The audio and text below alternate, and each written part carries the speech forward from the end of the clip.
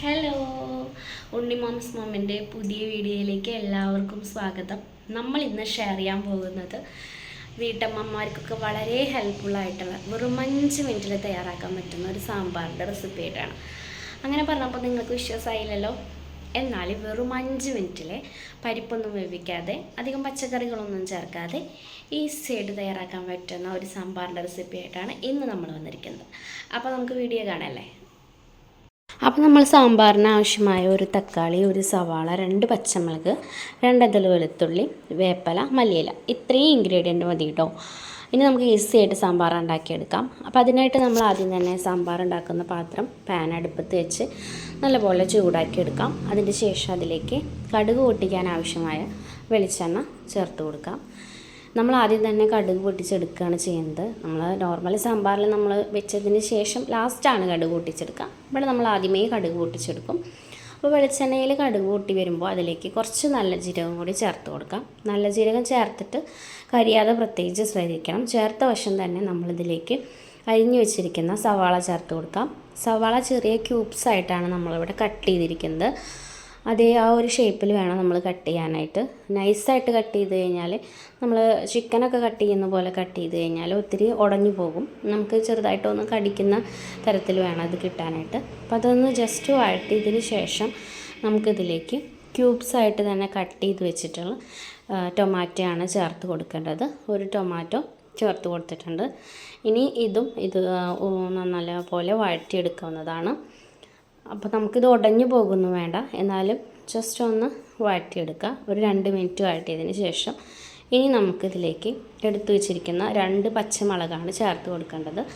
ഞാനിതിൽ പച്ചമുളക് സ്ലൈസായിട്ട് കീറിയിട്ട് ചേർത്ത് കൊടുക്കുന്നുണ്ട്. ഇനി അതൊന്ന് ജസ്റ്റ് മൂത്ത് വരുമ്പോൾ നമുക്കതിലേക്ക് വെളുത്തുള്ളിയും ചേർത്ത് കൊടുക്കാം. ഇനി 2 മിനിറ്റ് നമ്മൾ കൈവിടാതെ ഒന്ന് ഇളക്കിക്കൊണ്ടിരിക്കണം. ഈ ഗ്യാപ്പിൽ നമ്മൾ കുറച്ച് പുളി എടുത്തിട്ട് കുതിർത്താനായിട്ട് വെക്കണം കേട്ടോ. വളരെ കുറച്ച് പുളി മതി. ഇനി നമുക്കിതിലേക്ക് മസാല ചേർത്ത് കൊടുക്കാം.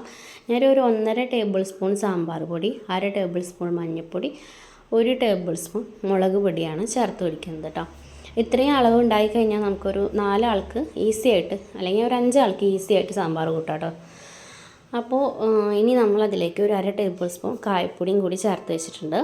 ഇനി നമ്മൾ എടുത്ത് വെച്ചിട്ടുള്ള പുളി ഉണ്ടല്ലോ, പിഴിഞ്ഞത്, അത് നല്ല പോലെ പിഴിഞ്ഞിട്ട് ഇതിലേക്ക് ചേർത്ത് കൊടുക്കാം. വളരെ കുറച്ച് പുളി മതി, ഇത് ഇത്രയും പുളി മതി. അത് നമ്മളെ സാമ്പാറിലേക്ക് എടുത്ത് വെച്ചിരിക്കുന്ന ചേരുവയിലേക്ക് ചേർത്ത് കൊടുക്കാം. ഇനി ഒരു 1.5 കപ്പ്, ചെറിയ കപ്പ് ഉണ്ടല്ലോ, അല്ലെങ്കിൽ ഒരു 1.5 ഗ്ലാസ് വെള്ളം ചേർത്ത് കൊടുത്താൽ മതി കേട്ടോ. ഞാൻ ചെറിയ കപ്പിലാണ് എടുത്തത്, അതാ അളവ് പറഞ്ഞത്. വെള്ളം ചേർത്ത് കൊടുക്കാം. എന്നിട്ട് നന്നായി തിളപ്പിച്ചെടുക്കുക. തിളച്ച് വരുന്ന സമയത്ത് നമുക്കിതിലേക്ക് നമ്മൾ എടുത്ത് വെച്ചിരിക്കുന്ന വേപ്പിലയും മല്ലിയിലയൊക്കെ ഉണ്ടല്ലോ, അതൊക്കെ ചേർത്ത് കൊടുക്കാവുന്നതാണ് കേട്ടോ. അപ്പോൾ നമ്മുടെ സാമ്പാർ ഇവിടെ തിളച്ചപ്പോൾ ശരിക്കും നമ്മൾ കഷ്ണങ്ങളൊക്കെ ഇട്ട് ഉണ്ടാക്കുന്ന സാമ്പാറിൻ്റെ അതേ ഒരു മണമൊക്കെ നമുക്ക് കിട്ടുന്നുണ്ട്. കാരണം സാമ്പാർ പൊടിയൊക്കെ നമ്മൾ ഇട്ടിട്ടുണ്ടല്ലോ. അപ്പോൾ അതിലേക്ക് നമ്മൾ മല്ലിയിലയും വേപ്പിലയും ഇട്ട് കൊടുത്തു. ഇനി ഇതിൻ്റെ ഒരു മെയിൻ ഇൻഗ്രീഡിയൻ്റ് ആണ് കേട്ടോ. അതിന് മുമ്പ് നമ്മുടെ ചാനൽ ആദ്യമായിട്ട് കാണുന്നത് വെച്ചെങ്കിൽ നിങ്ങളൊന്ന് സബ്സ്ക്രൈബ് ചെയ്യാനായിട്ട് മറക്കരുത്, സപ്പോർട്ട് ചെയ്യാനായിട്ടും മറക്കരുത് കേട്ടോ.